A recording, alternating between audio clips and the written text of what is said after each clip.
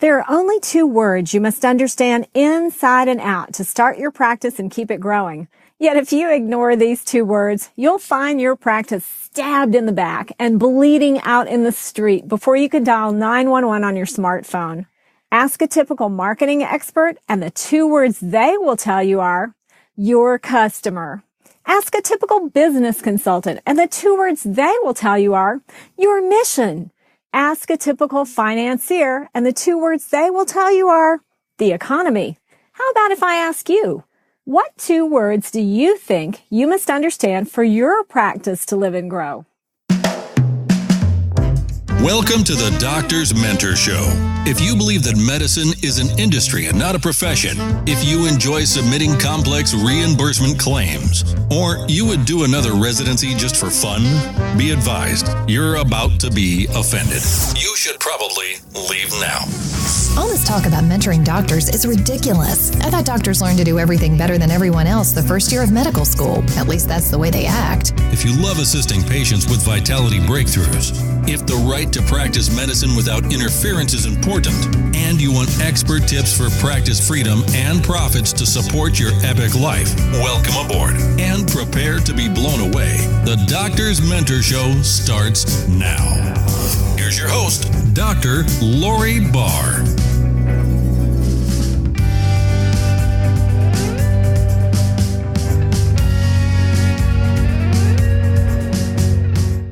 Now what happens if you ask the ruthlessly successful billionaires of the world, the men and the women who eat what they kill and never look back?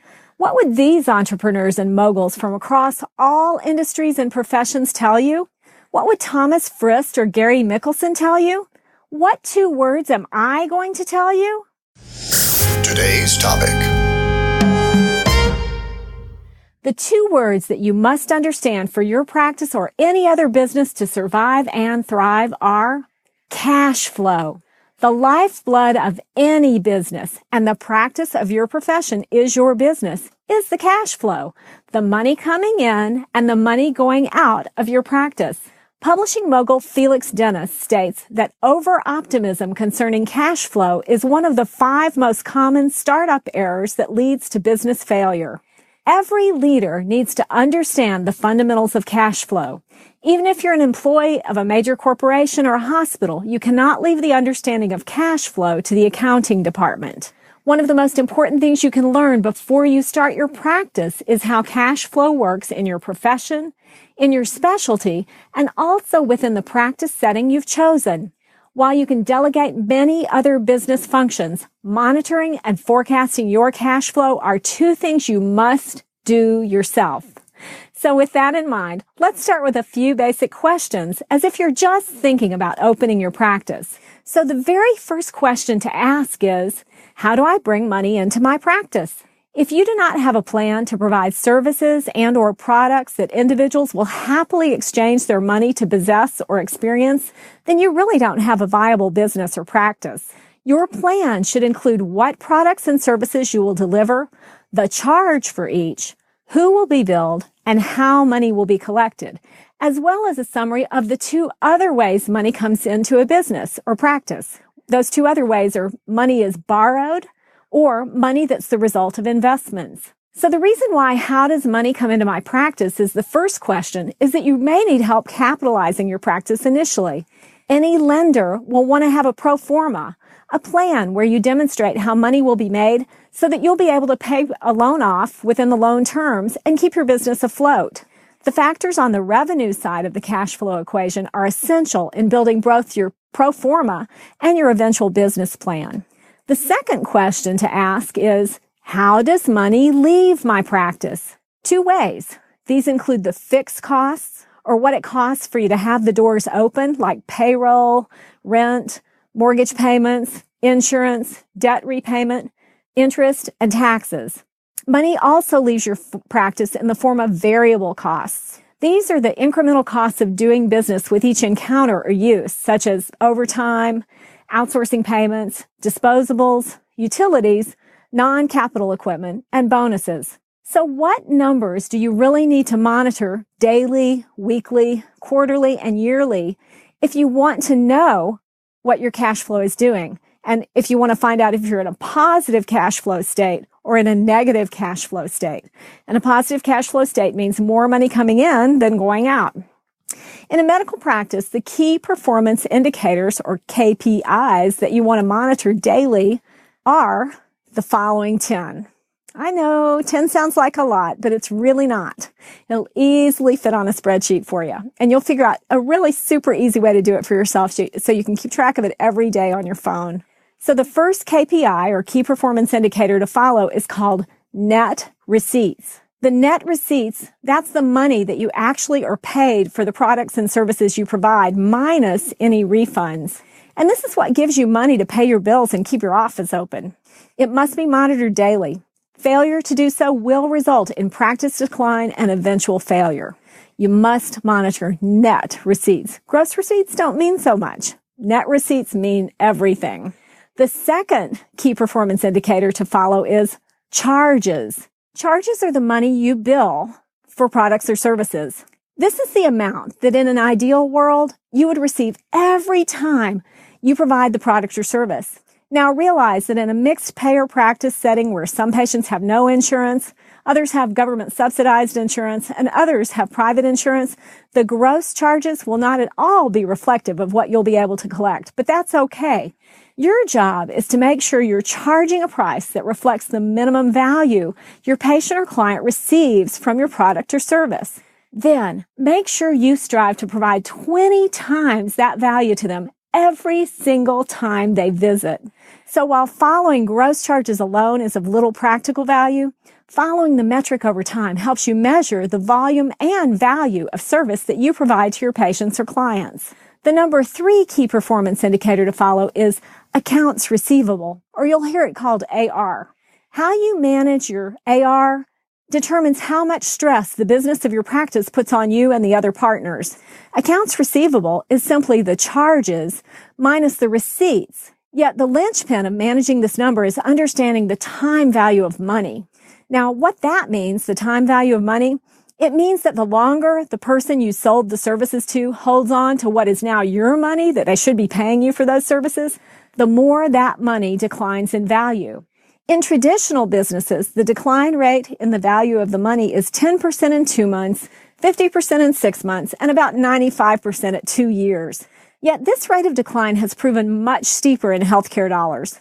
So the important take-home point is you must aggressively manage the aging of your accounts receivable.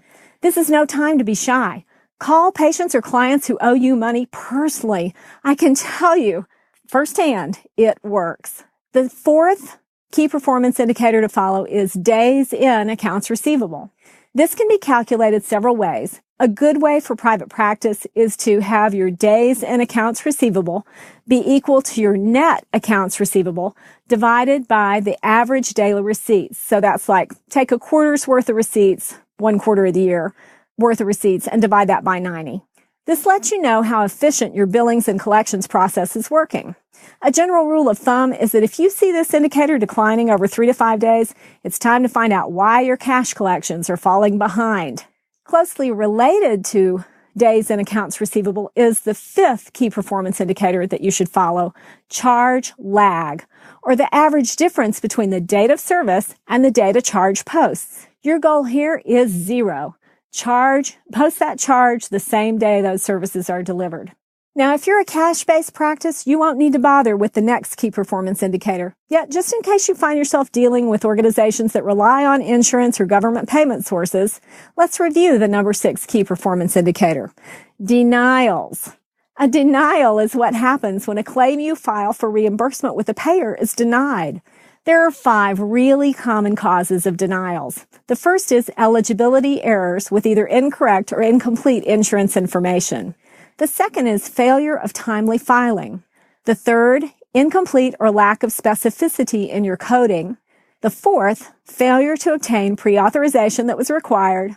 The fifth, bundled services that cannot be unbundled.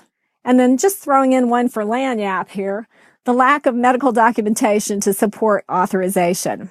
So those are the common causes of denials, and denials are something you definitely need to follow if you're accepting insurance. The number 7 key performance indicator to follow is payables. These are bills you have to pay. So what payroll, taxes, and invoices you must pay, and what are their due dates? The number 8 key performance indicator to follow is appointments. Track your number of filled and unfilled appointments and your cancellations and reschedule rates weekly so that you know where you have growth capacity or opportunity to tighten up ship. The 9th key performance indicator to follow is RVUs, relative value units, or some other objective measure of professional productivity. Now, if you're a doctor, you must understand and track your RVUs. RVUs are the relative value units that the Center for Medicare and Medicaid Services developed to quantify the relative value of any given CPT code.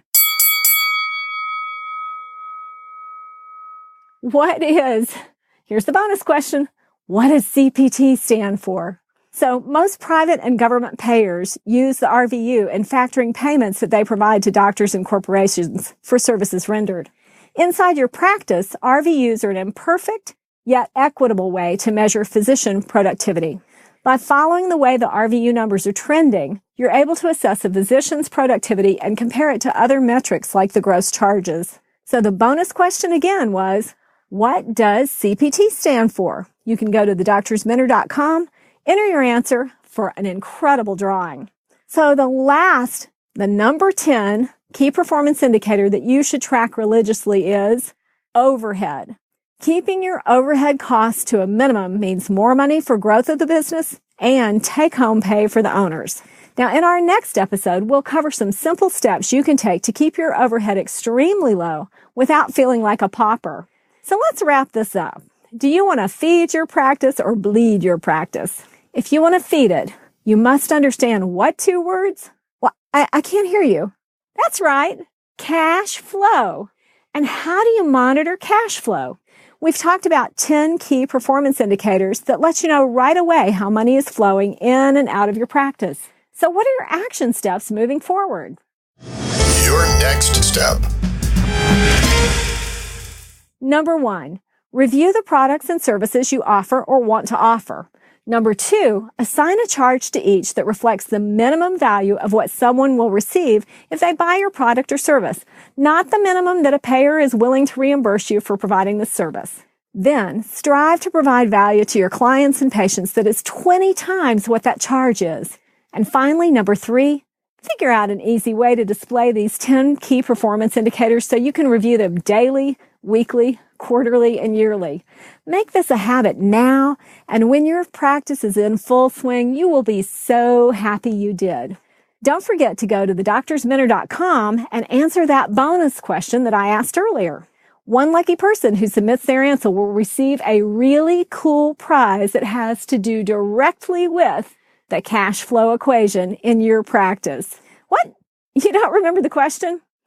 Go back to the 9th key performance indicator, RVUs, to find that out. See you next time. I'm Lori Barr, the Doctor's Mentor. There's more to explore at thedoctorsmentor.com.